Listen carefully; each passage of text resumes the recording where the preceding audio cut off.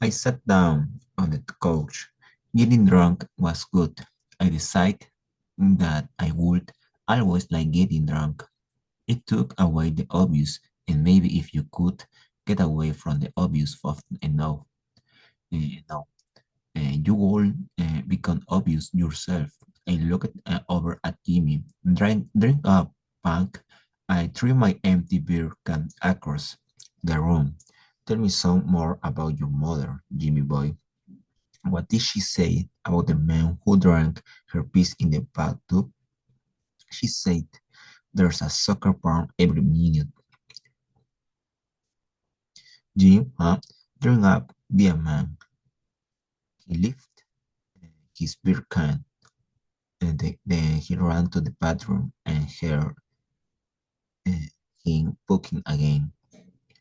He came out after a while and sat in his chair. He didn't look well. I begot to lay down, he said. Jimmy, I said, I'm going to wait around until your mother comes home. Jimmy got up from his chair and started walking toward the bedroom.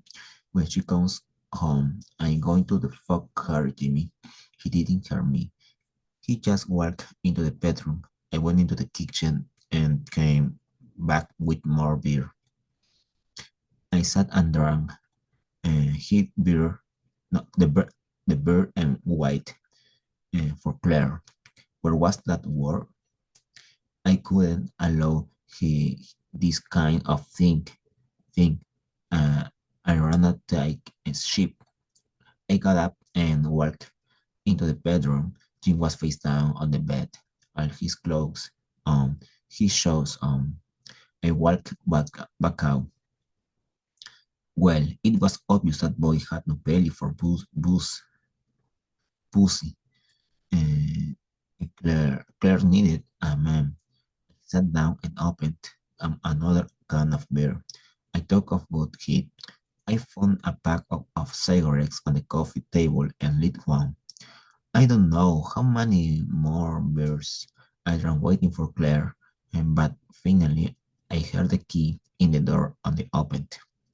There was Claire of the body and the bright brick brown hair. That body stood on those high heels and it swayed just a little. No artist could have imagined it better. Even the walls stared at her, the lampshades, the chairs, the rug. Maggie, standing there. Who the hell are you? What is this? Claire, we've met. I'm Ham, Jimmy's friend. Get out of here. I laughed. I'm moving, I'm moving in. Maybe it's you and me. Where's Jimmy?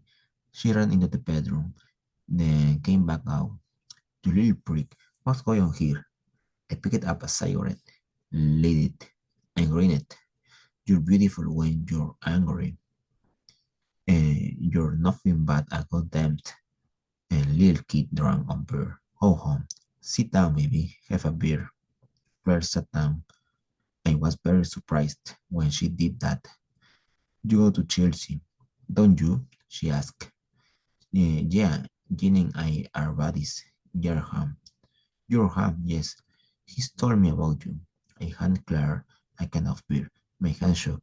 Here, have a drink, baby. She opened the beer and took a sip. I looked at Claire, lifted my beer and had a hit. She was plenty of woman. I mean, was type, were the same kind of type 15 gone, big hips, big legs, and breasts, starting breast. Claire crossed her wondrous legs, a bit of gears falling back. Her legs were full and golden, and the stockings fit like skin.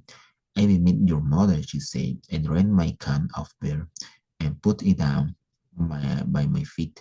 I opened a new one, took a sip. They looked at her, not knowing whether the two took at her breasts of her or at her legs. or into her tired face. I'm sorry they got your son drunk, but I begot to tell you something. She turned her head, lighting a cigarette, and she did so, and then faced me again. Yes, Claire, I love you. She didn't laugh. She just gave me a little smile, the corners of her mouth turning up a little. Poor boy, you're nothing but a little chicken just off the edge. It was true, but it angered me. Maybe because it was true, the drink and the beer want it to be something else. I took another drink and looked at her and said, cut the shit, lift your skirt, show me some leg, show me some flank. You're just a boy. And I said it. I don't know where the words came from, but I said it. I could tear you in half, baby, if you gave me the chance. Yeah, yeah. All right, let's see. Then she did it, just like that. She uncrossed her legs and pulled her skirt back. She didn't have a panties on half on a panties. I saw her huge weight upper flanks, river of flesh. There was a large protruding war on the inside of her left thigh, and there was a jungle of tangled hair between her legs. But it was not bright and yellow like at the hair on her head. It was brown and shot with gray, all like some sick bush, dying, lifeless, and sad. I stopped up.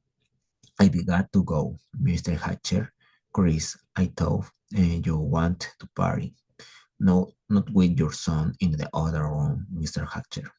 Don't worry about him, Hank. He's spaced out. No, Mr. Hatcher. I really got to go. All right, get off of here, you goddamn it, little piece. And I closed the door behind me and walked down the hall of the apartment, wheeling and out into the street. To, to think somebody had suicide for that. Then I suddenly looked at God.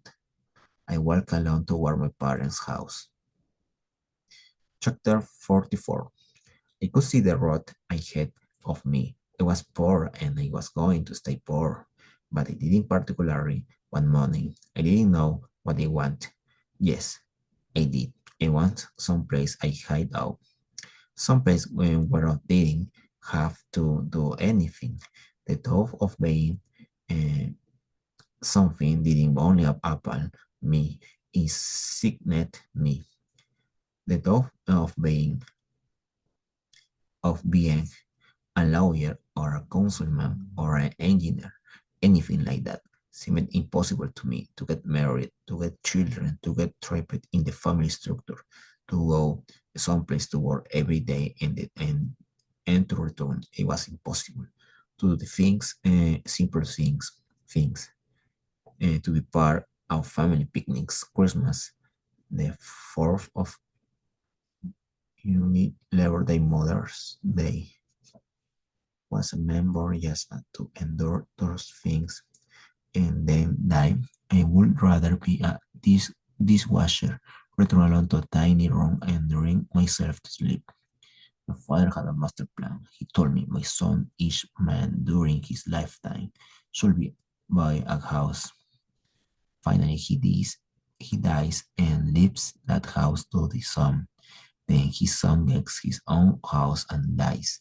Leave both house to the son. That's two house. That son gets his own house. That's three houses. The family structure. Victory over adversity drove the family. He believed in it. Take the family with God and country. At the 10th hour, died, and you had what was needed.